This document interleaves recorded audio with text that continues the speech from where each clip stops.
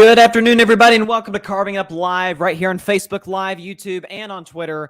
As always, I'm Bryson Carver, and man, what a show we have today. Going to talk about AB, some more on him, a lot more on him, actually, that has come out in the last 24 hours or so. He just got released by the Tampa Bay Buccaneers today, finally. You also have the fact that Jim Harbaugh, at least according to rumors, might be interested in coming back to the NFL, and I'm here to tell you, he should absolutely go back to the National Football League and do it right now. I'll discuss that later in the show, as well as why the ridiculous argument by a Chicago media member about why he's not going to vote for Aaron Rodgers for MVP.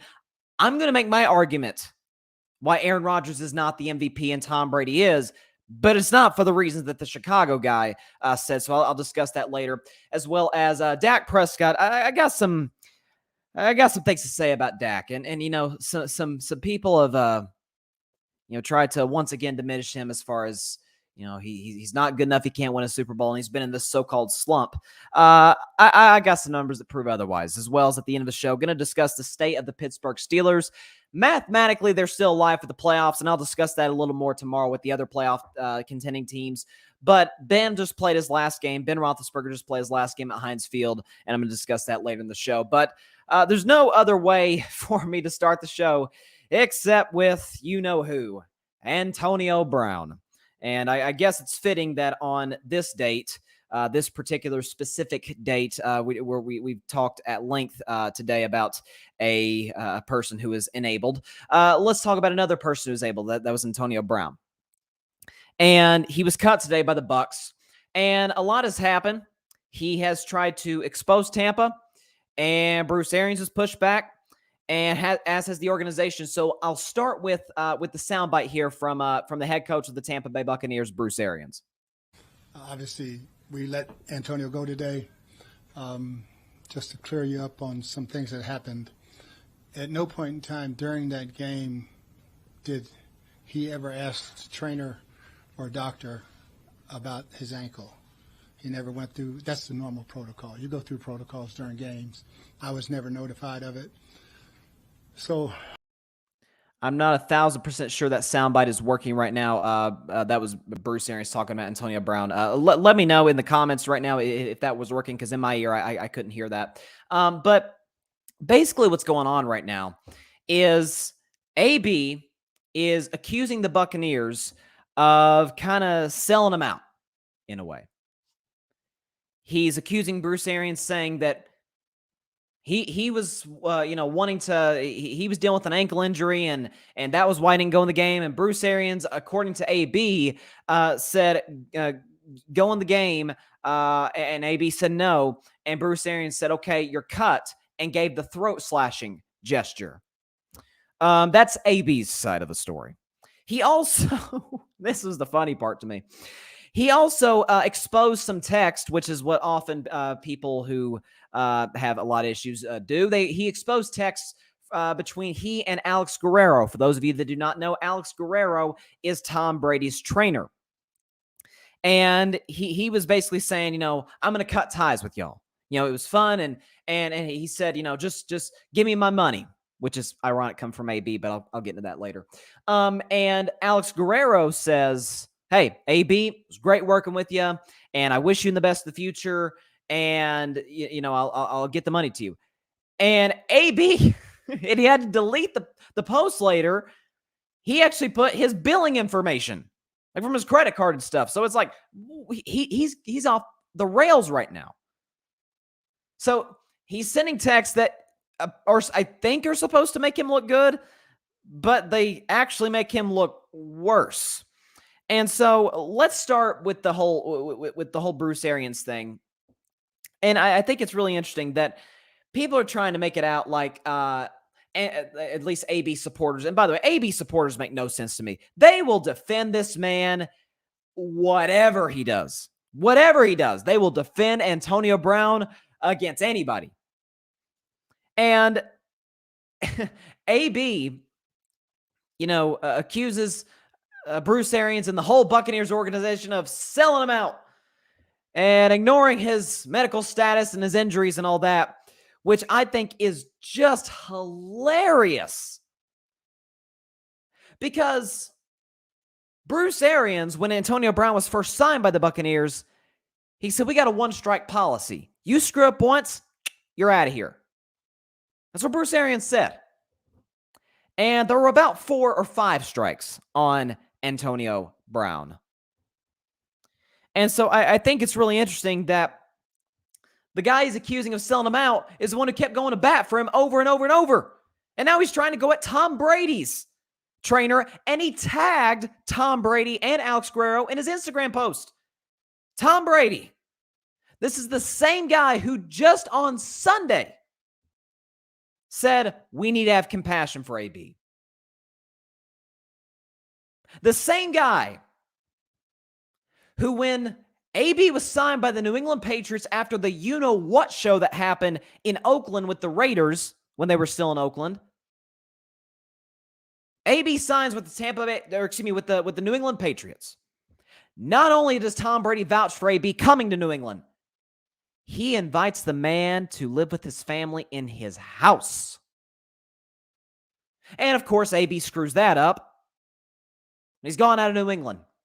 The year following, Bruce Arians like, Tom, we can't sign AB. I remember Bruce Arians in a press conference days before the Bucs signed Antonio Brown said, yeah, we're not interested. Hey, we got a great receiving core already. We got Mike Evans and Chris Godwin and Scotty Miller, and we got a great group and Gronk and everybody. We got a good enough group, and they did. He said, we don't need that drama, basically. A few days later, they signed Antonio Brown. I said at the time on this show, that was Tom Brady. Tom Brady went to bat for Antonio Brown over and over and over and over. And AB's going at him on social media, which I think is just hilarious. And so, you look at the number of incidents with AB, it's unbelievable. Just in September of 2019, he was sued for sexual assault. He was accused of sexual misconduct. And of course, as we all know, he's released by the Patriots. In just January of 2020, he verbally abuses the mother of his children in front of the police. Also, he shamed the mother of his children on Instagram Live. And he had he beat up a truck driver. You can't make this stuff up. And just in the last month, sued by his former chef for not paying, for the fake vaccination card, right? Because we all know about the whole fake vaccination issue with AB, which, by the way, is a criminal offense. And AB, the chef sues AB for not paying him for the fake vaccination card, because that's where AB got it. But AB isn't getting mad at Tom Brady's trainer for not paying him. It's a joke. It is a complete and utter joke. And then let's just say, for the sake of argument, let me throw this out there. Let's say AB is telling the truth. Let's say AB is, Abraham Lincoln was known as Honest Abe. Let's call him Honest AB. Let's just say that Bruce Arians is the one lying and Antonio Brown is the one telling the truth. Is that still, and sorry for the podcast audience, but is that still an excuse to act like this? Stripping off, sideline tantrum, dancing in front of the Jets fans and in the end zone as the game is being played? That's how you react to it? Not just sitting. I mean, we've seen situations like this before where a guy has not gone the game and he's just kind of sat on the sideline and pouted, or got benched and just sat on the bench, sat on the bench the rest of the game. And AB's talking about his ankle, and my ankle's not ready. Looked fine to me. Looked fine to me the week before when he had over 100 yards receiving. But now, when he's not getting the ball every single play, now the ankle hurts. It's very, very interesting. So, as you see him dancing across the end zone there and throwing the deuces, ankle looks fine to me. I'm not saying it's 100%. And by the way, there's been some speculation on the Tampa Bay side that this offseason, when he was having his ankle repaired, that he wasn't diligent in the rehab. I mean, it is always something with this guy. It's always something. By the way, the ankle felt good enough for the team to leave without him and him to get all the way back to New York City, walk around, and find an Uber. Ankle was healthy enough for him to do that.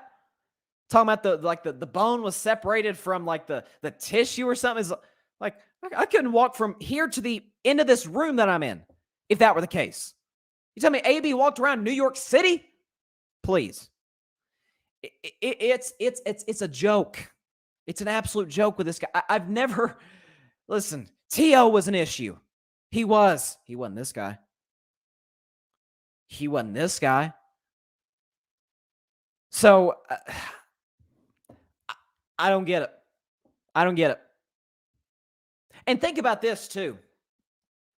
Think about the coaches and the players and the owners that he has went after. Mike Tomlin, who for the 15th consecutive year, which this has never been done before, 15 straight seasons coaching in the National Football League without having a losing season. He went after Mike Tomlin, okay? Then in the New England Patriots organization, he goes after Belichick, who some argue is the greatest coach ever. Bob Kraft, who's one of the greatest owners ever. He goes to Tampa, and now he goes after Tom Brady, the guy who, I mean, I'm telling you, nobody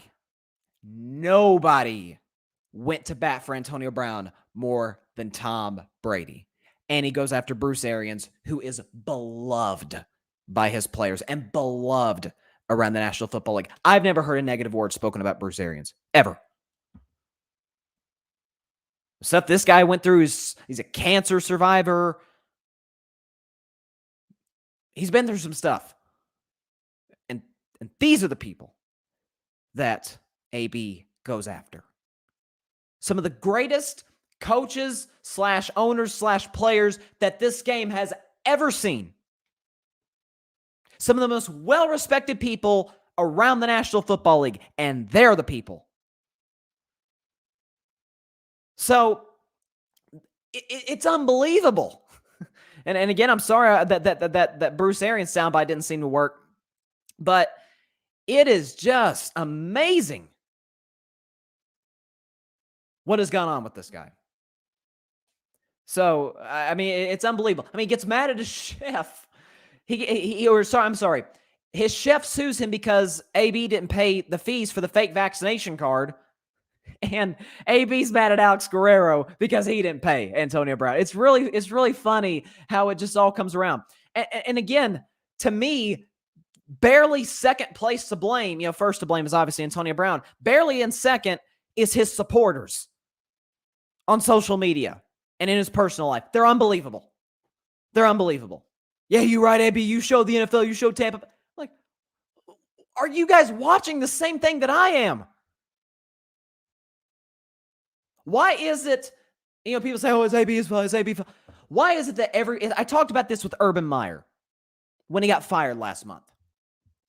Why is it that everywhere AB goes,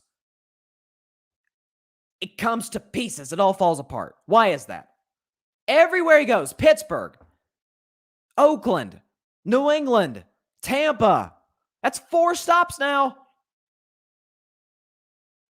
But it's not AB's fault. No, sir. The whole league's out to get Antonio Brown. Please. I've seen it in some people in public life, but I've not seen it in sports to this degree,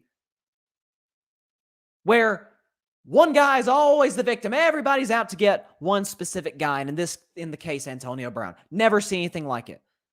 He can do no wrong to some people. I think most of the public, current, former players, fans, owners, coaches, I think most people have seen the light, right? They see that, oh, Lord, this guy's, oh boy. To the AB supporters, what is there to defend? I mean, what kind of satisfaction, what do you gain from this? I've never seen anything like it. I mean, isn't it kind of fitting for his career to end this way? Antonio Brown's not getting signed by anybody else. I know there have been some out there speculating, like, oh, maybe he's going to get another shot because he's unbelievably talented. And of course he is. He's not getting another shot. Not after this. If he sells out the GOAT, if he sells out that organization and the organization before that and the great organization before that, I mean, the Steelers and the Patriots are revered around the NFL as one of the 5, heck, 3 most well-run organizations in the National Football League. I mean, I've come on this show time and time again. Like, I have so much respect for the Steelers in the fact that since 1969, that is 53 years, they've had 3 head coaches. In 53 years, 3 head coaches. One of the best ownership groups in sports. With the Patriots, Belichick, one of the most well-respected coaches. Bob Kraft, one of the most well-respected owners. And Tom Brady now for a second time, he says, no, I'm good. I don't want to be around this guy. I don't want to have to deal with this guy. He's after me, when he's the guy who is in press conference after press conference with the coaches, with the upper management. Nobody has gone to bat for Antonio Brown more than one Tom Brady has. It's insane. It is literal insanity with this guy. In sports, I've never seen anything like this before. Okay, let's try and transition from that to Jim Harbaugh, who, according to Bruce Feldman, I believe it was, might be interested in coming back in the National Football League. Well, this is a surprise. This comes out of nowhere, and obviously Michigan had the best year that they've had in decades. Really, they finally beat Ohio State in the game. Right, they just demolish Iowa in the Big Ten championship game. And of course, their season came to an abrupt halt last week against the Georgia Bulldogs in a was it 37-11 loss. I mean, it was not even. The game was over like before the second quarter was even over. It was insane. Shows how good Georgia is. But I've said that most college coaches don't work in the NFL. I mean, I've been pretty consistent about that. We saw it happen with Urban Meyer. We've seen was it Petrino that coached? I think it was Petrino that coached the NFL as well. Nick Saban, even it was a little Nick Saban, the greatest coach in college football history. It was a little tumultuous in Miami, and ultimately, of course, he left the Miami Dolphins, to come to Alabama, and we've seen how that's worked out. They're playing in a national championship game, another national championship game in just a few days' time. But for the most part, college football coaches, it ain't worked. But Jim Harbaugh is the exception to that rule. Like he's the exception. And really, everywhere that Jim Harbaugh goes, it kind of turns to gold, really, if you think about it. Because he goes to Stanford, which was a train wreck when he first arrived. His last season there, I believe they won 12 games. And he's hired by the San Francisco 49ers, who likewise are a train wreck. Mike Singletary, nothing but respect, one of the greatest linebackers of all time, a member of arguably the greatest defense in NFL history, the 1985 Chicago Bears, was not a good head coach.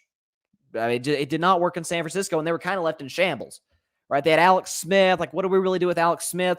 We had this young kid, Colin Kaepernick. It's like, where does San Francisco go? And all Jim Harbaugh does his first year with the San Francisco 49ers, they get to the NFC Championship game and could have easily won over the New York Giants. They had a muffed punt in overtime that pretty much cost them, and the Giants won in a game-winning field goal in overtime. Could have easily went to the Super Bowl in his first year as a coach. His second year, he did get to the Super Bowl as a head coach against his brother, John Harbaugh, with the Baltimore Ravens. And they nearly came back and won that game. As a matter of fact, I think they were kind of jobbed on a pass interference call in the end zone that would have set up a 1st and goal, and they probably would have won the football game. So Jim Harbaugh could have easily been a Super Bowl champion as a head coach. The following season, they get back to the NFC Championship game where they lose narrowly. One of the great defensive plays that we've seen by Richard Sherman. He knocks it in the air in the end zone, and Malcolm Smith intercepts it to end the game. But San Francisco was driving. They were in the red zone until Richard Sherman made an unbelievable play. So that's 3 straight years of getting to the NFC Championship game. And unlike, say, Matt LaFleur, who everybody's just fallen in love with, outside of Matt LaFleur, he could have easily won all 3 of those games. He did win one against Atlanta in the 2012 season. And then in 2014, the 49ers go 8-8. And he leaves and goes to Michigan, who isn't a train wreck, say, like Stanford or the 49ers. But they had Brady Hoke, and that was kind of a mess. And Jim Harbaugh almost gets them to the college football playoff his first year. If one of the wildest college football plays we've ever seen, when Michigan played Michigan State in the remember the muffed snap by the punter that gets picked up and returned for a touchdown in the last play when Michigan State beats Michigan. If that doesn't happen, Michigan could have gotten to the college football playoff. The following year, they played Ohio State, and in overtime, it was a 4th down, and I'm not real sure that J.T. Barrett got the first down on that play. If he's marked short, and many non-Michigan fans say, he might have been short, right? We talk about football's a game of inches. If they mark him inches short of the first down, Michigan wins that game, and they get to the college football playoff. They had a down year last year, but so did a lot of programs. Penn State had a down year last year. If you look at college basketball, Duke, Kentucky didn't even get to the NCAA tournament. Duke and Kentucky? COVID did that to a lot of people, right? and we get to this year, a Michigan team that's not even ranked to start the 2021 season. By season's end, they're in the Final Four. And they beat Ohio State to get there, straight up. Wasn't no weird fluky play. They beat Ohio State. So, to me, now's the perfect time for Jim Harbaugh to bolt Michigan. And it's nothing against Michigan or their fans. I think they got a great fan base, and it's a really good program. It's nothing against Michigan, but you'll never have a better opportunity if you're Jim Harbaugh to come into the NFL with momentum. Because let's say Michigan next year, let's say they go 9-3, or if they win their bowl game 10-3, that's a good season. Like that's a really good season. But you won't be coming in with quite as much momentum. Maybe Ohio State wins the Big Ten next year, and Ohio State gets to the playoff, and Michigan loses again to that. Like now's really the best time. And again, most college coaches do not work in the NFL. They don't. Jim Harbaugh has, because Harbaugh in the 4 years that he was the 49ers head coach won 69% of his games. So he basically won 70% of his games. And he never had a superstar quarterback. Like, I like Alex Smith. Like I do. It's a great story, especially with the whole horrible knee injury. And he came back from it, won comeback player of the year last year. My opinion, the award should be named after him. He's with ESPN now. Alex Smith, he's a good guy, and he was a good quarterback. He was good. Colin Kaepernick was really good, right? I think he made a Pro Bowl. I mean, he's good. He wasn't like special like some of the quarterbacks that are with teams that don't have a head coach. Like, say, the Raiders or the Bears. Y'all know what I think about Derek Carr. Love him. Love him. You put Jim Harbaugh in Vegas? Who knows? Now, my only issue, though, if he does go to Vegas, that is a tough division. Patrick Mahomes in Kansas City, Justin Herbert with the LA Chargers. Denver's no joke. What if Denver finds their quarterback next year? If they find their quarterback, hey, watch out, because they've got the roster. We've seen that for the last few years now, offensively and defensively. They're a quarterback away and a coach away, which they're going to get a new head coach. Maybe Jim Harbaugh goes to Denver, but it's kind of the same issue. Now you're going against Mahomes, Carr, Herbert. I think Jim Harbaugh should go to the Chicago Bears because Matt Nagy's going to get fired after this game, and I love Matt Nagy. and he's going to get another opportunity. I think he should. It just kind of fell apart there in Chicago, and I think Ryan Pace, the general manager, deserves more blame. But Jim Harbaugh goes to the Bears. What does he have? He's got Justin Fields, who I love. I think he's going to be outstanding when it's all said and done. And so he gets an opportunity to rebuild the offensive line. Have you seen those offensive lines at Michigan? They pushed Ohio State all over the field. This is not Rutgers. The Ohio State University pushed them all over the field, ran all over them. So who's to say you can't do that with the Bears offensive line? By the way, the Bears' identity for the whole history of their franchise is hard-nosed physical defense. Well, it helps when you have Khalil Mack, one of the best pass rushers in the game. You have a very, very good secondary. You can build on top of that. An excellent linebacking core. Roquan Smith might be the most underrated linebacker in the league. Guy's amazing. But you can build on top of what is a decent defense, rebuild completely what is not a good offense whatsoever. You add to it, that NFC North ain't exactly the AFC West. You're going against Detroit. No disrespect, but Detroit's won 2 games. They're a dysfunctional franchise and have been really much for their whole existence, at least in the Super Bowl era.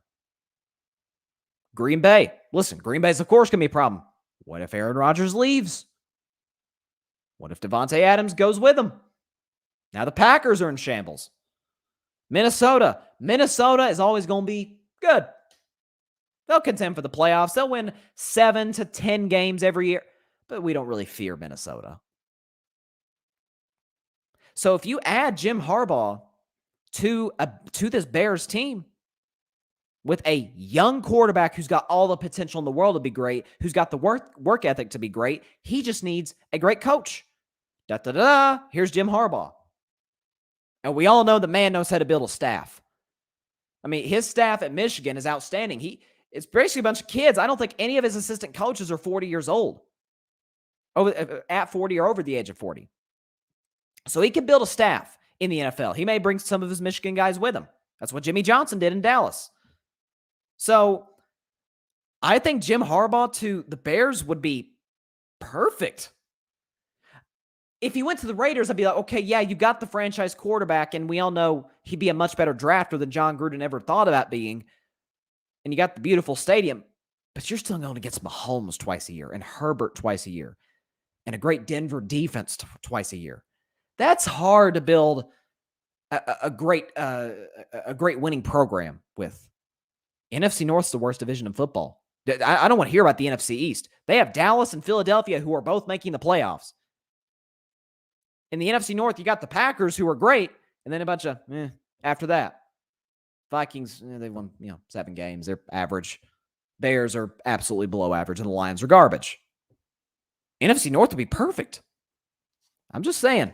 I think if there was ever an opportunity for Jim Harbaugh to come back in the NFL right now, like this, strike with the iron's hot. Is that what they say? Right now, this is perfect. I think it works. I really, really do. By the way, I just wanted to, you might be wondering why I'm wearing this blue shirt. This is see if I can back up a little bit. This is my Steph Curry t-shirt. I got it after he broke the record for the most threes made in NBA history. I'm wearing it because Steph has been in a horrible slump as of late. I think he's like 2, 3 for 20 something. I mean, he's been bad these last 2 games. He was horrible last night against Dallas. So hopefully this t-shirt, 2-time MVP, hopefully can get him back in his rhythm. And listen, he's Steph Curry. He'll get out of his slump soon. But just wanted to sort of give it some good luck. But I want to talk about a couple things surrounding Aaron Rodgers, wait, hold on. I think we got a comment here. Let's see. Got a comment. Barry Grant Jr. says, "Oh, brother, that shirt won't help." Hey, listen. I gotta rep my guy. He's been in a bad slump as of late. I don't know what's going on. It happens. The best have slumps. So he'll get out of it. And, this is just sort of a good luck charm. But I want to talk about Aaron Rodgers for just a second. And y'all know kind of how I feel about Aaron Rodgers. I've been very consistent on this. He is the greatest thrower of the football I've ever seen. He makes it look effortless. As a guy, as a leader, I got my issues. He's a little Baker Mayfield-esque, right? My issue with Baker is Baker cannot even come close to backing it up compared to Aaron. So, Aaron's, I guess, in some way somewhat justifiable for the things that he says as far as how great he is, because, he is. But you got the vaccination crap and all this other nonsense that he's said over the years. But I'm going to do something that I haven't done in a while, and that's completely back Aaron Rodgers. Because you had a Chicago news or member of the Chicago media, a man named Hub Arkush. Okay, Hub Arkush in Chicago, longtime Chicago-based football reporter. He said that he would not vote for Aaron Rodgers for MVP, and he said, "quote I don't think you can be the biggest jerk in the league and punish your team and your organization and your fan base the way he did and be most valuable player. Has he been the most valuable in the field? Yeah, you can make that argument, but I don't think he is clearly that much more valuable than Jonathan Taylor or Cooper Kupp or maybe even Tom Brady." So from where I sit, the rest of it is why he's not going to be my choice. Do I think he's going to win it? Probably. A lot of voters but a lot of the voters don't approach the way I do, but others do, who I've spoken to.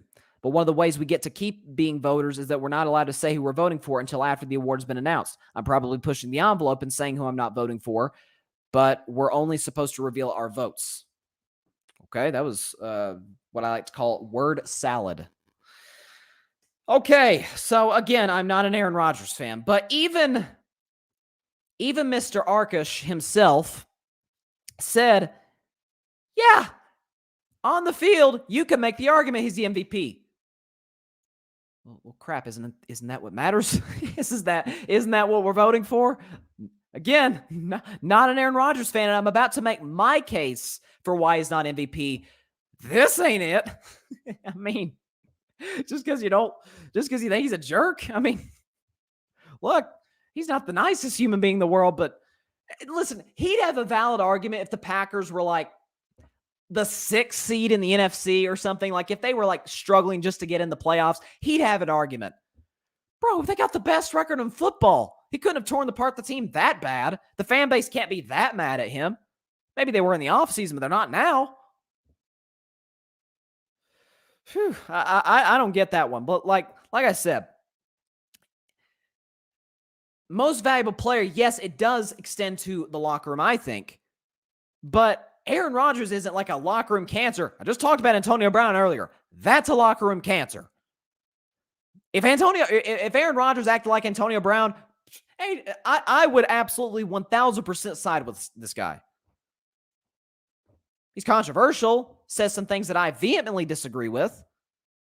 That doesn't take away from the fact that he's having an awesome season. 35 touchdowns, 4 interceptions. That's incredible. That's big time. Best touchdown to interception ratio in the NFL again. So, to say that he can't be, the MVP just because he's a jerk, at least according to this guy, I don't know. But look, as Aaron Rodgers said in Chicago when the Packers beat the Bears at Soldier Field, remember when he yelled, "I still own you. I still own you." Well, he does. Maybe he's a little salty about that. Got a few comments here before I get to my point. My man Ryan Flowers. I love the new logo, by the way, Ryan. I love it. He says Rodgers seemed to be a prick, but he's too good. Yeah, I mean that's the thing. And John says Aaron's the MVP because that's his edge over Brady, better record. And again, I'm not saying like, oh, it's crazy to say Aaron Rodgers the MVP. No, I mean he's going to be in the top 2. Like matter of fact, he is my number 2. Like I'm not saying Aaron Rodgers is just being overrated this season. I don't think that. I won't be mad if he wins MVP. Won't be mad at all. And I take into account the V word more than the media does. Valuable. Aaron Rodgers is extremely valuable. Absolutely. But here's my thing. I think Tom is above him for a few reasons. For a few reasons. One more comment before I get in my argument. Oh gosh. Barry says, this guy is a supreme tool. This is why the voting needs to be in the hands of ex-players and certain writers. Rodgers is the MVP, like him or not. His organization love him, and so do fans. That's it. That's it right there. Like, again, if they're struggling to make the playoffs, you got an argument. Like, okay, Aaron may have something to do with this. But if you're going to say that, you should be saying that about when they're, 13-3. No, I mean, I'm just saying, like that should matter. So here's why I think Tom Brady's the MVP. Number one, he's 44 years old. I think that should be taken into account. Number two, at 44 years old, with still another game to play, he's 10 yards away. 10 yards, that's like one completion nowadays in the NFL. 10 yards away from throwing for 5,000 yards at the age of, 44. He's also got more touchdown passes, 5 more, mind you, than Aaron Rodgers with 40. It's the second straight year Tom Brady's thrown for 40 touchdowns. But, and something, and again, this is kind of third-level stats, but I think it's important. So, Brady this season, and again, he's thrown more picks than Aaron has. Obviously, Aaron's, last in the league in interceptions. He's with 4. Tom Brady this season has 14 turnover-worthy plays. So basically, they're saying 14 plays where that could have easily been a turnover. Aaron Rodgers, on the other hand, has 12. Okay, well, Aaron has 2 fewer than Brady. Here's the problem. Tom Brady has 14 turnover-worthy plays on 743 dropbacks. Aaron Rodgers with fewer, 12, but on 587 dropbacks. Again, this is third-level stuff, but it matters. And also, Brady has had 8 passes dropped in the end zone, which leads the NFL. So 8 passes have been dropped by one of Tom Brady's receivers this season.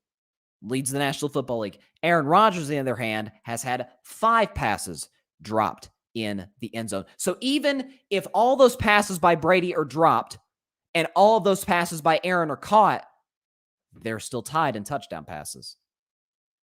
Keep in mind the fact that, again, this is where the V word comes in, valuable. And Aaron's valuable. We saw that when Jordan Love started against the Kansas City Chiefs.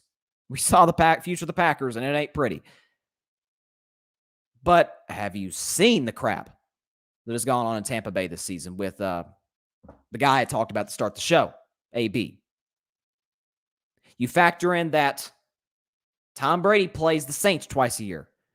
Aaron plays the Vikings, who he lost to one time, and the Bears, and Detroit. Not saying Tom's division is crazy, and it's because it's not. You got Carolina in there, obviously, and Atlanta's average. But the Saints, that defense, no joke. Minnesota's defense, it's good. Detroit, they're horrible. Chicago, they're average defensively. So I think all that matters. Again, he's my MVP. With Aaron Rodgers as a close second. But I think those numbers speak for itself. And all the stuff that the Bucs have dealt with this year, yet they've won 1 fewer game than the Packers. The Packers have had no drama all year, except the drama that was caused by Aaron, the vaccine stuff, which, to their credit, they weathered well. But I would say so have the Buccaneers. They could have collapsed. They could have fell apart as a team when Antonio Brown walked off the field and quit on them. Instead, they came back from down 2 scores, albeit against the Jets, but won the game on the back of Tom Brady. So I think clutch moments matter.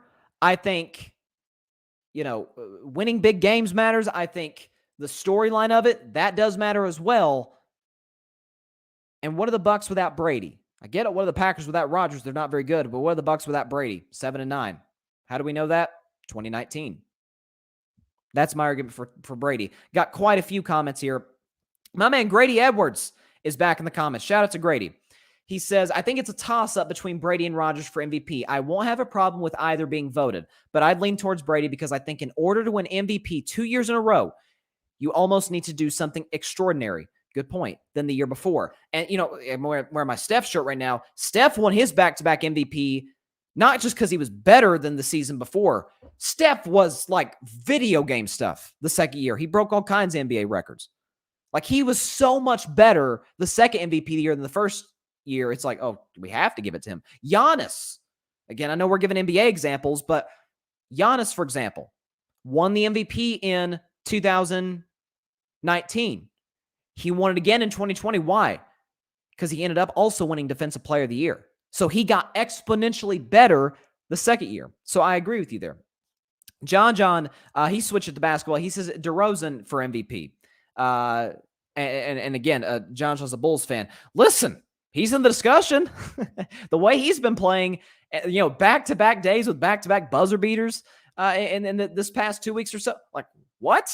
Hey, DeMar's, to kind of reverse a skit from a Drake and Will Ferrell that they did years ago. You got to Google it. It's hilarious. The more I say it, the more I like it.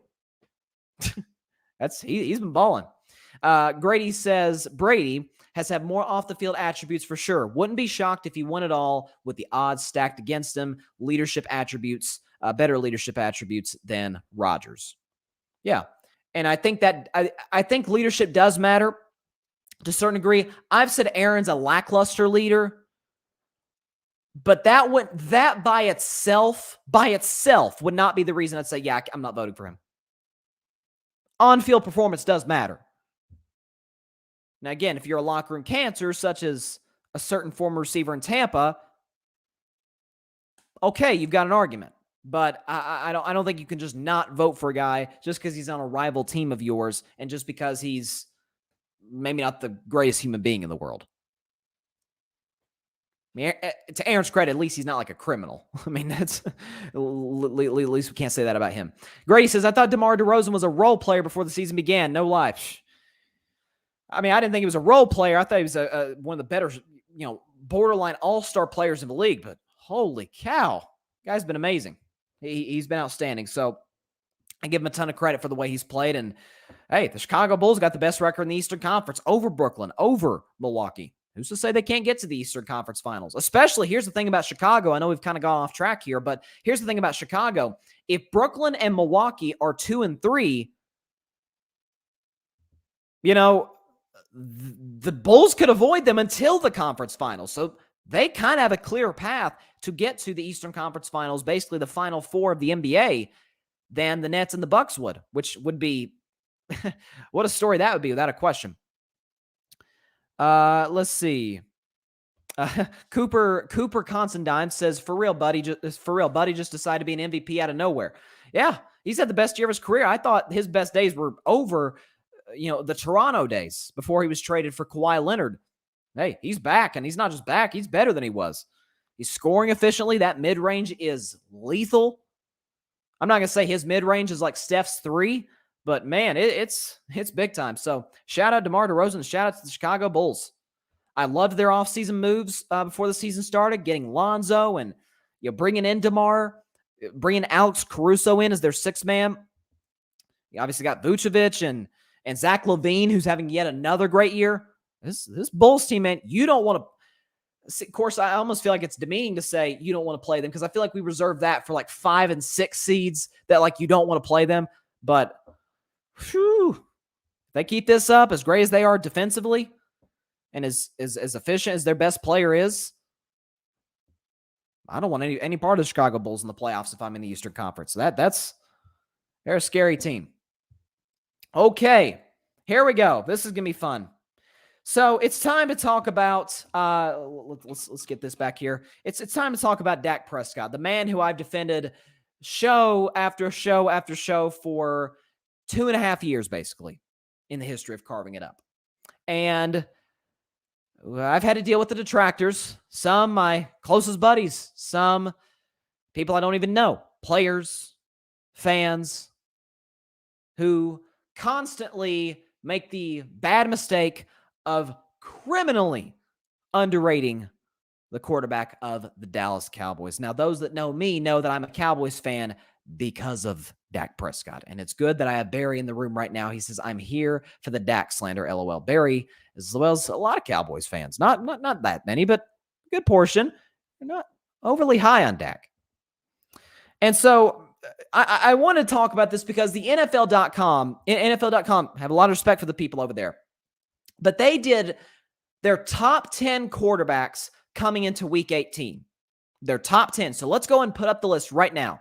Top 10 quarterbacks going into week 18 for the podcast audience. I'll read it for you 1 to 10. Aaron Rodgers, Tom Brady, Joe Burrow, Justin Herbert, Patrick Mahomes, Kyler Murray, Josh Allen, Derek Carr, Matthew Stafford, and at number 10, they have Dak Prescott. Now, there are 5 quarterbacks on this list I don't have a single problem being above Dak. Aaron Rodgers, Tom Brady, that speaks for itself. They're fighting for MVP right now. Like, Dak's not in that discussion. Rodgers, Brady, they're in a league of their own. I think Brady should be number 1 on this list personally, but again, league of their own. Joe Burrow, the way he's playing right now, I mean, he's thrown for 1,000 yards in the last 2 games. 1,000 yards. Joe Burrow's been outstanding, and he should be in the MVP discussion, at least creep into it at the very least. Patrick Mahomes, come on, man. He does things we've never seen a quarterback do before. And once again, albeit they lost to the Chiefs, but once again, Kansas City has the best odds to come out of the AFC. Shocker. Like, he's outstanding. And finally, Derek Carr. If we're talking about most valuable player, to me it goes Brady, Rodgers, Derek Carr. Jonathan Taylor's amazing. Cooper Kupp is amazing. Joe Burrow. Derek Carr is dealing with crap that I've never seen a quarterback deal with before. Ever. A lunatic for a head coach, who's no longer the head coach. A guy who killed somebody during the season. Another guy who acted like an idiot on social media. He got cut.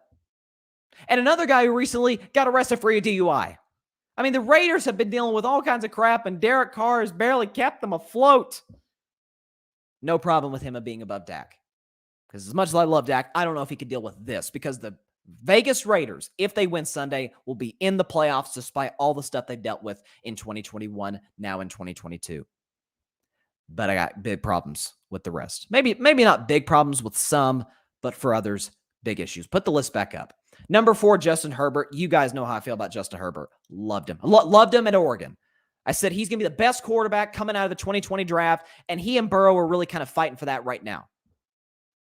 But didn't I see Dak Prescott go to Justin Herbert's house in SoFi Stadium, and didn't I see him outplay him and lead a game-winning drive to beat Justin Herbert? And didn't I see in that same game Justin Herbert throw a critical red zone interception?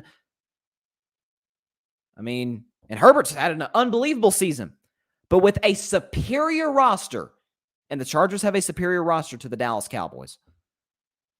They are sitting at 9-7. Dallas is sitting at 11-5. Explain that to me. Kyler Murray. I know everybody's back on the Kyler Murray bandwagon. But Dak Prescott in that game in which the Cowboys lost to Arizona, Dak Prescott I believe he threw for more yards, more touchdown passes, and had a better passer rating. Oh, and by the way, and people love to hold against Dak like, oh, he's not good against lesser competition, right? Like he's only won 32% of his games against teams with a winning record. Kyler Murray has won 21% of his games in which he's playing a team with a winning record. So 32-21, like what's bigger, 32 or 21? We all know our math. Let's put the list back up. Josh Allen. Y'all know I love Josh Allen too. When he got his money this summer, I was going hip, hip, hooray. Good for Josh Allen because he deserved every penny. The arm strength, the skill, everything that he can do. Josh Allen is outstanding. Did you see him against the Atlanta Falcons on Sunday? He might have played the worst game in his career. So, with Dak, since he signed this new contract, and since Josh Allen signed his new contract, if you want to make it about money, you compare the two between each other, Dak has not had the worst game of his career this season. He played horribly against Denver and Washington. The first Washington game, he was horrible in those games. Terrible. But neither I would consider the worst game of Dak Prescott's career. Josh Allen played the worst game of his career against the Atlanta Falcons. Those same Atlanta Falcons who Dak Prescott hung 43 on. He's better than Josh Allen. Put the list back up. Matthew Stafford. This is the best one. Matthew Stafford. Really. The same Matthew Stafford who this season, and this is hilarious to me, this season, the Los Angeles Rams, Matthew Stafford, he's thrown 5 more picks than Dak. 5. It's not 2 or 3. 5 more picks than Dak Prescott. Not to mention that Matthew Stafford also has a guy in the building by the name of Cooper Kupp, who is this season, and we talked about this just a second ago, in the MVP discussion. Cooper Kupp. He's having the best season any receiver has ever had since Calvin Johnson in 2012. Matt Stafford's got that guy to throw to. Oh, not to mention midseason, who came in walking through the door? This guy by the name of Odell Beckham Jr., who's better than any receiver Dallas has. Amari Cooper, don't know what I'm getting from him week to week. Have no idea. Could get 7 catches for $150. I could be getting 3 catches for 20. I mean, that you don't know what you're getting from Amari Cooper. CeeDee Lamb, although some have made the argument, and this is fair, that he's not being used, he should be used in more of a Deebo Samuel role, and I could see that. I'm not necessarily against that. Odell's better than CD. He is. When he's gotten the ball in his hands, it's magic. It's unbelievable what this guy can do once he gets the pigskin in his grasp. Oh, yeah. Matt Stafford also has Sean McVay. Dak Prescott has Mike McCarthy. Yet and still, Dak Prescott is top 10 in passing yards, passing touchdowns, and is top 5 in completion percentage, just a tick below the guy who people are arguing for MVP, Aaron Rodgers. Not saying Dak's better than Aaron. I just made it clear. Aaron's way better than Dak. So, by the way, I think Russell is better than Dak. Russell Wilson. I've always said Russell Wilson's better than Dak Prescott, without a doubt. But you look at this list, and maybe, again, they're saying this season, okay.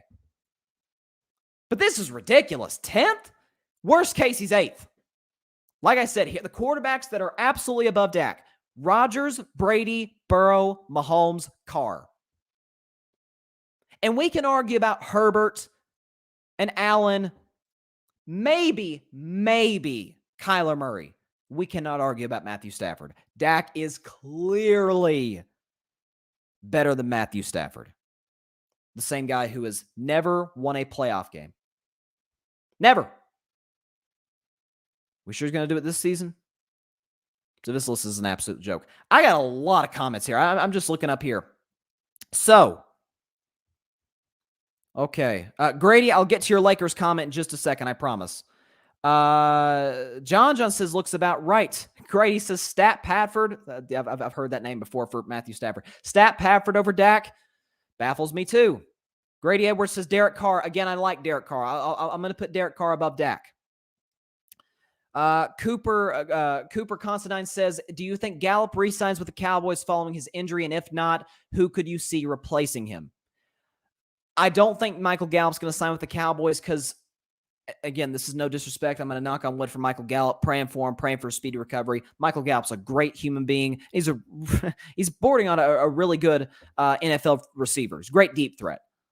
But Cedric Wilson's filled that role, and he's been not just fine, but I could argue Dak's kind of been better with Cedric Wilson on the field. I hate saying that because Gallup's hurt and he's out for the year, and he's a great guy. But Cedric Wilson he's not been a deep threat the way Gallup was, but you can do more with Cedric Wilson than Michael Gallup. He's got more he's got more in the route tree than Gallup does. So I don't think they necessarily even have to replace him. They already got a guy in the building that has replaced him all season. And Cedric Wilson, to me, he's more valuable than Gallup is. Grady says, I'll even give you Josh Allen, but Dak is better than Josh Allen. I agree. John just says, top 10 is still great Dallas fans. Hey, listen, I'm not really a Cowboys fan as much as I'm a Dak fan. Okay, I say my Cowboys because that my guy is quarterbacking the Cowboys. He's running the Cowboys, so it's not a Dallas fans thing. Grady says, did they just leave out Patrick Mahomes? No, they didn't leave out Mahomes.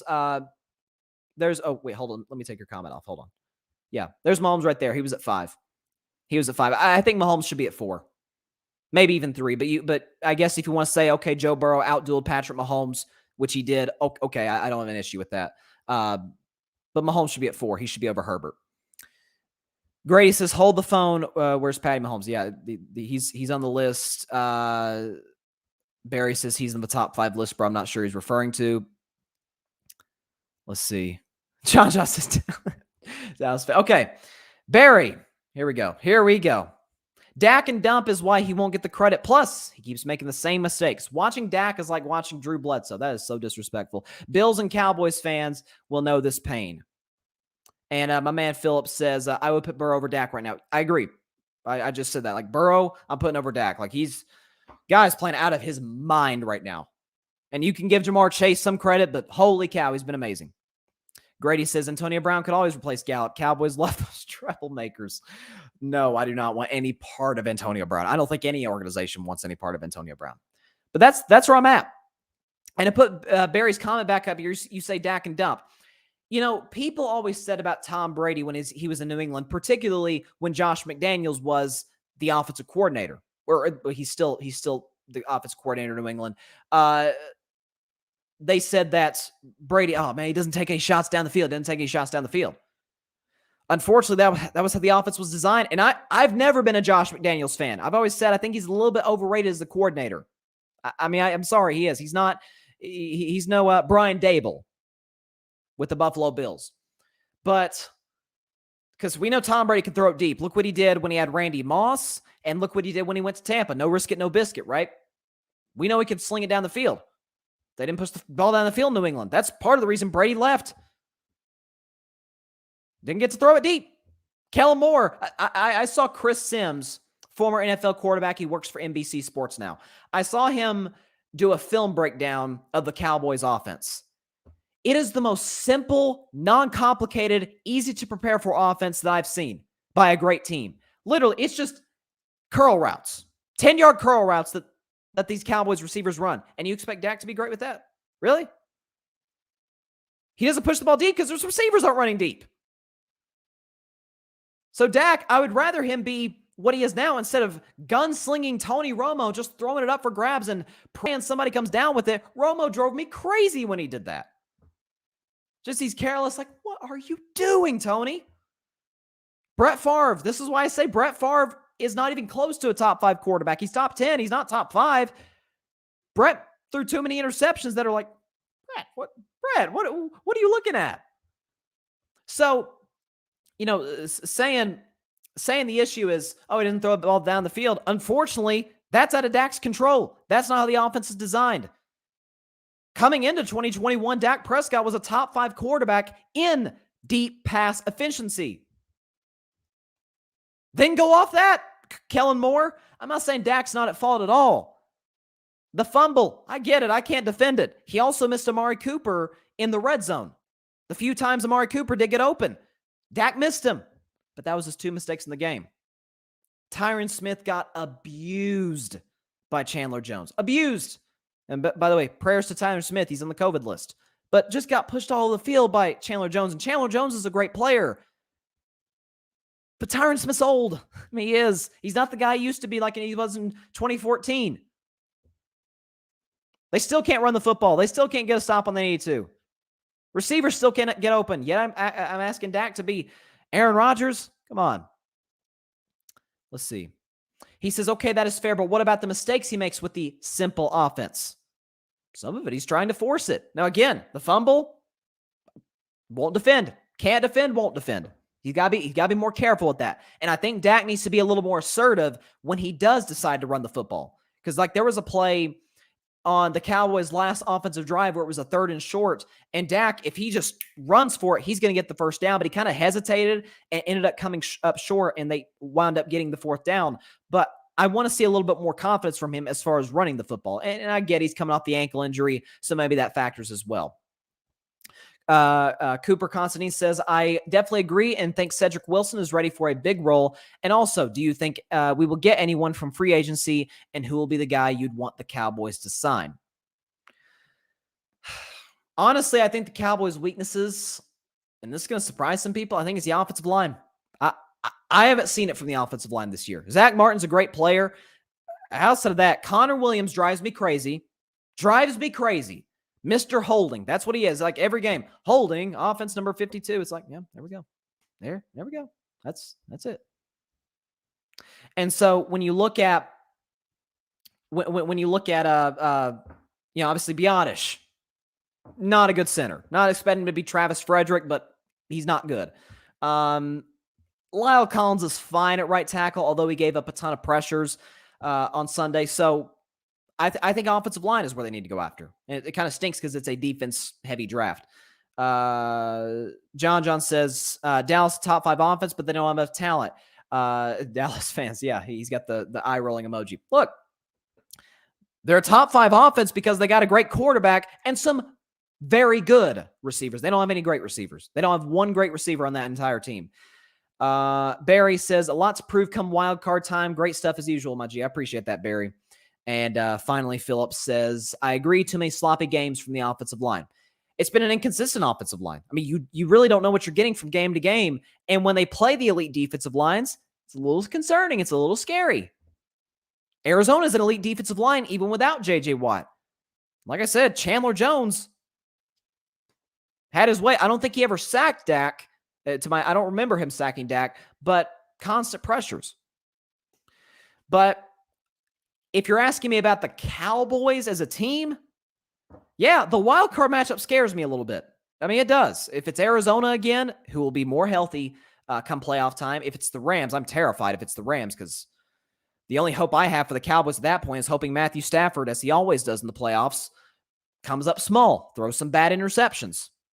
That's kind of my hope for the Cowboys if they play the Rams, because the Rams are a way better football team than the Cowboys. And then as far as if they can get past whoever they play in the wild card, which I'm crossing my fingers and praying that it's Arizona, not the Rams, if they can get past the Cardinals, which is a big if, they get their season to Lambeau Field, I got nothing to worry about. Because Matt LaFleur, we know what he does in the postseason. My man Barry called him Matt LaChoke. Well, there's some validity to that. He panics in big moments. Aaron Rodgers, 7-8 since he won that Super Bowl in the postseason, 7-8, and has not played well in those games. Lambeau Field, I get that. It's one of the best, if not the best, home field advantage of football because it's freezing, it's in a small town, and those fans are very passionate and very loud. But the Cowboys can run it down the Packers' throat. You know why? Because every team can run it down the Packers' throat. They're the second worst defense in the entire National Football League at stopping the run. So Dak won't even have to be great. Just don't turn the ball over. Be good. A little Ryan Tannehill, like just for one game. You can't sustain this the whole postseason. But against the Packers, Dak can just play the Ryan Tannehill role. Be efficient. Be good in the red zone, which Dak is. Run the football. Now Zeke and Pollard are no Derrick Henry. They may look at it against the Packers defense. So that's my point. So get to Green Bay. As long as we don't meet Tampa Bay in the divisional round, I'm feeling good. Grady says, I'd have to agree. Dak is the modern day but better version of Drew Bledsoe, and that's no disrespect. Drew Bledsoe got to the Super Bowl, made 4 Pro Bowls. And again, I got nothing against Drew Bledsoe. But Drew Bledsoe, and some of this wasn't necessarily his fault. Certainly in New England, it wasn't his fault. He's kind of the prototypical, what's the word I'm looking for? Like the poster child for getting replaced by a young, great quarterback. I mean, it happened in New England and with Brady, and we all know it's happened the last 2 decades since that happened. And Brett Bledsoe got hurt. It was a horrible injury too. It was life-threatening, actually. So thank God Drew Bledsoe was able to recover from that. But in Dallas, it had everything to do with this play. He just wasn't cutting it. And Tony Romo comes in, and Tony Romo's the franchise quarterback for a decade. So that's what happened. Cooper Constantine says, what would you want to see this week against the Eagles to give you confidence in this team heading into the playoffs? I would say running the football. I would say running the football because we know that's what Philadelphia is going to do. And you're not going to run it as effectively as the Eagles do, But in the last month, save for the Giants game, which it's the Giants, come on. Outside the Giants game, Dallas has not run the football well. Zeke's a good dude. He's washed. I get he's injured. I don't see the explosiveness. I mean, he said he's getting healthier. He said he's getting more comfortable in that knee brace. I can't tell. It's 1 yards, 2 yards, -1, +2, -2, +1. You don't get much from Zeke. Pollard, I think they should get him more carries, but I don't know how healthy he is. Like he's got the right foot issue. So how healthy is he? Is that the reason Kellen Moore hasn't been putting him on the field, or is that another reason, or another example of Kellen Moore's ineptitude to call offensive plays creatively in the last month? I don't know, but probably running the football. I know what I'm getting from Dak and the receivers and the offensive line. I know is going to be inconsistent. Defensively, they're going to be without Micah Parsons, which is a huge loss. But hey, if he's going to get COVID, get it now and not next week before the playoffs, because that would be a devastating loss for the Cowboys if they lost Micah Parsons, who has just been a game wrecker, just an absolute game wrecker. Micah Parsons is probably the best player on the team. I mean, he is. He's not the most valuable player on the team, but he is the best player on the team, I think. He's been a beast.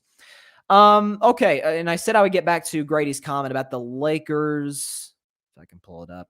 All right. Grady says, do you think the Lakers should keep playing LeBron at the 5 even when AD comes back? I feel like the Lakers should run because you need a dynamic big man in the middle who can run the floor. I think LeBron playing at the 5 is good for a game or two. Because we're talking about the long term. This is the LA Lakers. We're talking about the long term. We're talking about the postseason. And I said before this year, the Lakers would get bounced in the second round, and now that's looking kind of generous. But for the Lakers, if they want to have any chance at winning a title, LeBron can't play the 5 the whole season. He is 37 years old. He's been outstanding. The last month, he's looked like the best player in the world. But playing at center is not sustainable for the entirety of a possible championship run. So I think with LeBron is you don't want him getting beat up constantly over and over and over. Now with AD, you don't want him getting beat up either, and he's supposed to be the 5. That's kind of the issue with AD. That's part of the issue that Lakers Nation, really the main issue why Lakers Nation is so angry at AD, is that you got a 37-year-old who's the best player in your team by a mile. So yes, LeBron can run the floor. You can do it for a game or two. But like Draymond Green, for example, Draymond Green is the second best point forward in the league to LeBron. I don't want Draymond Green playing at the 5 the whole playoffs. He can play the 5. He's really good playing the 5. I don't want him playing the 5 the whole postseason. So that's kind of that's kind of my thoughts on that. It can be done for a few games, not the whole season. Grady asks, has Baker played his last game in a Browns uniform? That's a tough one, and that's one I've thought about all week. I'm going to say no, and here's why. The quarterback talent this season, you got Kenny Pickett. I don't love Matt Corral. There's a kid from Liberty that's good. And outside that, I'm not sold on Sam Howell out of North Carolina. I'm just not. He's too, and against the same college, but he's too Mitchell Trubisky-esque. He's athletic, accuracy, he's spotty at times. I'm not that sold on Sam Howell. They say, okay, Baker, maybe you were injured. Maybe the shoulder injury and everything else, maybe that was the issue. Let's see. They're not going to give him a contract. We know that for a fact. If they gave him a contract, as I've said for 2 months, it'd be organizational suicide. But I think they're going to give him a shot. This past offseason, they exercised his 5th-year option. And so unless you want to plunge and make a trade for Deshaun Watson, which would be the riskiest move of all, who knows? Maybe they do make it happen. But my gut feeling, if I had to lean one way or the other, I would probably say no. I'd probably say no.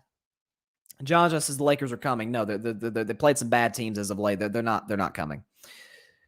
Cooper Constantine says, it hurts seeing Zeke play like this throughout the last 2 years. I've loved him since he joined the team and was my favorite player for a while there, and actually named my dog after him. That's cool. That's what a lot of people do. They name their dog or even their kids after some of their favorite athletes. So that's cool.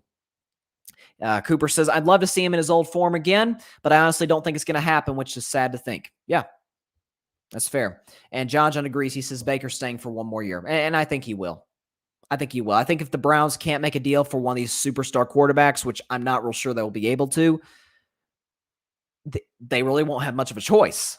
We know the Browns quarterback history, and it's not legendary, to say the very least. So they'll probably go with Baker for one more year. All right, one quick topic before we go. I appreciate everybody, by the way, in the comment section. We appreciate that a ton.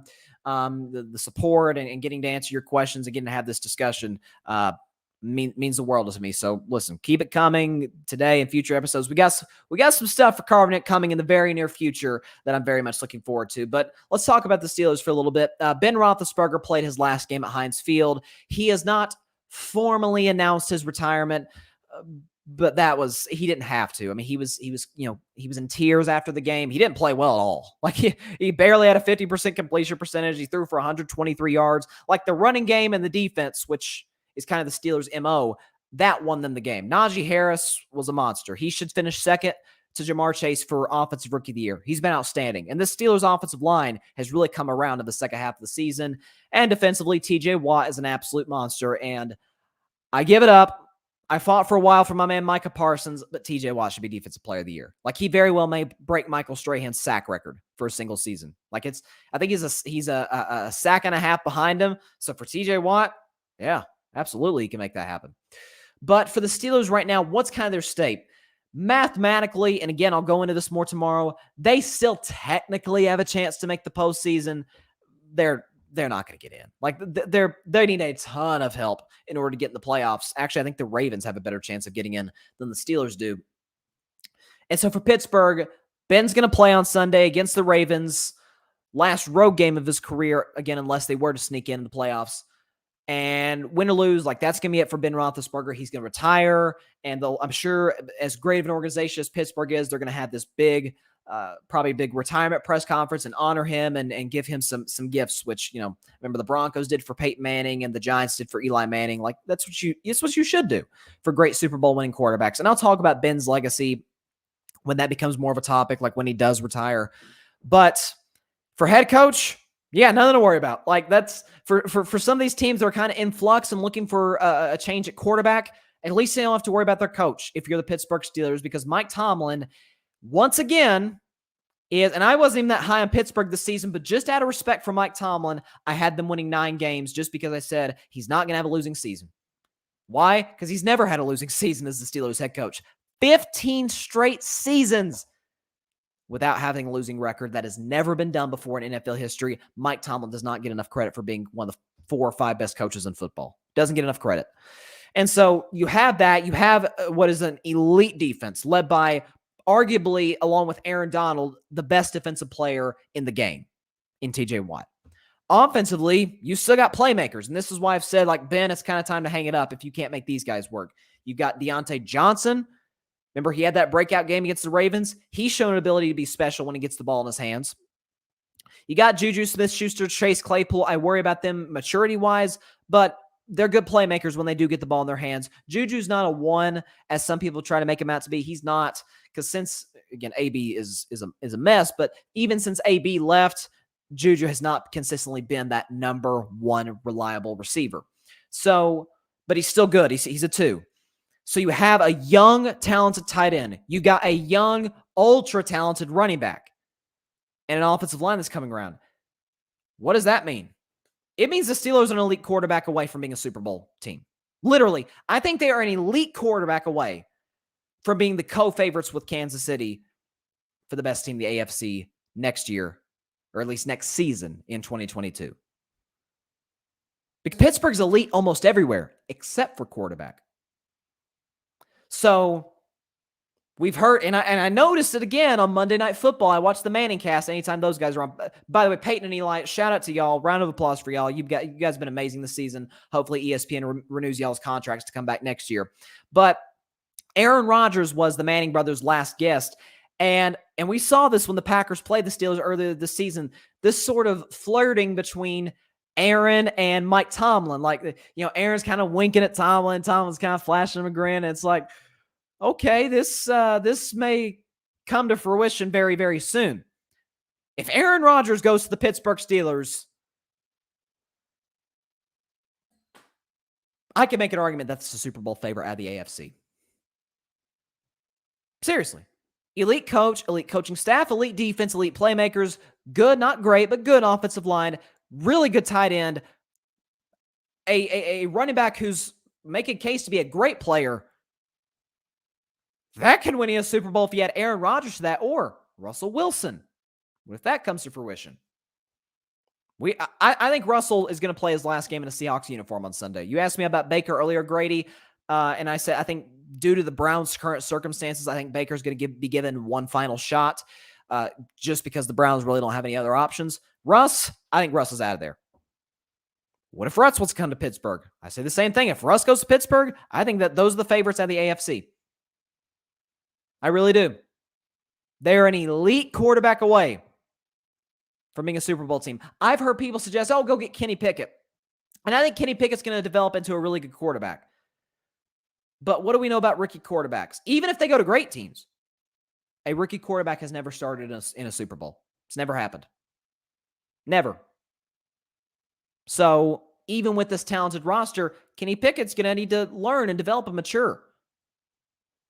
And that's not great when you have a team that's ready to win right now, which the Steelers are. So hats off to Big Ben. Great career. Has really grown in his career as a man, as a father, as a husband, a lot. And so, kudos to him. Great career, 2 Super Bowls, going to be a future first ballot Hall of Famer, and should be, in my view, the greatest quarterback in Steelers history, with no disrespect to Terry Bradshaw. But Pittsburgh, they've got it. They just got to find a quarterback. We talk about, you can have the roster. If you don't have the elite quarterback, you're not going anywhere. You may make the playoffs. This is why I worry about Indianapolis. Indianapolis has the roster. I have my many doubts about Carson Wentz. Same case with the Steelers. If Russ or Aaron walks through that door, you might want to go ahead and book your ticket to Super Bowl 57 in 2023. I seriously think so. Got a few comments here. Let's see. Grady says, how will you remember Big Ben? How I remember Big Ben. See, he's got a complicated legacy. I'll remember Ben as at one point, certainly a great quarterback, an elite quarterback in the National Football League, a Super Bowl winning quarterback. And I would say, as the greatest quarterback in the history of an elite franchise, who certainly had his issues off the field. I don't have enough time to go into that, but was consistent. For the most part, you got consistent Ben Roethlisberger. Heck, as a rookie, he got the Steelers to the AFC Championship game, right? He was never, you never have to worry about him like not being coachable or anything of that nature. I think for the Steelers drafting him in the first round in 2004, I think he lived up to the expectations. He won championships for a championship franchise. That's probably how I remember him. He was an elite quarterback who won championships for a championship level franchise. That's how I remember Big Ben. Let's see. John just says facts deserve more love. He says they're Green Bay of the AFC with Rodgers. I think they're better than Green Bay. I think that defense is way better than Green Bay. I think Mike Tomlin is a way better head coach than Matt LaFleur. Now, offensively, it's kind of comparable. You could argue Green Bay is a little better than Pittsburgh because they got a better O-line, they got Devontae Adams, and they've got a two-headed monster at running back in Aaron Jones and A.J. Dillon. But I think they're better. I think if Aaron Rodgers goes to Pittsburgh, whew. And, of course, Barry had to get a little shot at Dak in. He said, Dak for Rodgers trade straight up. Well, yeah, of course. But then again, I want a guy who doesn't collapse in the playoffs. Dak has had a long enough playoff resume for me to say, okay, he's underachieved or he collapses. And Dak in all 3 playoff games he's ever played has played outstanding in all of them. So, yeah, of course Rodgers is better than Dak. But no, I'm not going to make the trade because A, Aaron's older, and B, I know what I get from him in the playoffs, and that's nothing. Grady says Rodgers to jeopardy. It may happen. I mean, if the Packers win a Super Bowl this year, without, which I don't think is going to happen, but if the Packers do win a Super Bowl this year, I could see him doing it. He may just say, peace out, A-Rod out, I'm going to jeopardy. I didn't think he was that great of a host personally. Like, I didn't think he was that great, but hey, maybe. He's a smart guy. I just didn't think he was the greatest host. John just says never Barry. Yeah, that's the perfect way to end the show. Whew. All right. That's all the time we've got for today. I went an hour and 20 minutes, man. A little longer than my shows normally are, but listen, there was a lot to discuss today. There was a lot to discuss with you, the viewer and the listener. So shout out to everybody in the comments and even everybody who didn't comment. We appreciate you stopping by. Catch us tomorrow, Friday at 6 p.m. Eastern, 3 p.m. Pacific time on Facebook Live, YouTube, and Twitter. It's going to be a big one. My last regular season prediction show of the year. And this is it. This is the playoffs on the line. You got a lot of teams fighting for playoff positioning, teams that are fighting just to get in. There's some divisions that still haven't been decided quite yet. So, and I'm going to go over all the playoff scenarios, so I can't wait. So be sure to stick around for that tomorrow, 6 p.m. Eastern, 3 p.m. Pacific time, Facebook Live, YouTube, Twitter. If you're listening to the Carving Up podcast, we appreciate that as well. You've been listening on Spotify, iHeartRadio, Google Podcasts, Anchor, as well as wherever you listen to your podcast. So I appreciate everybody stopping by. Have a great rest of your evening. See y'all tomorrow. Stay safe. God bless you all. Peace out.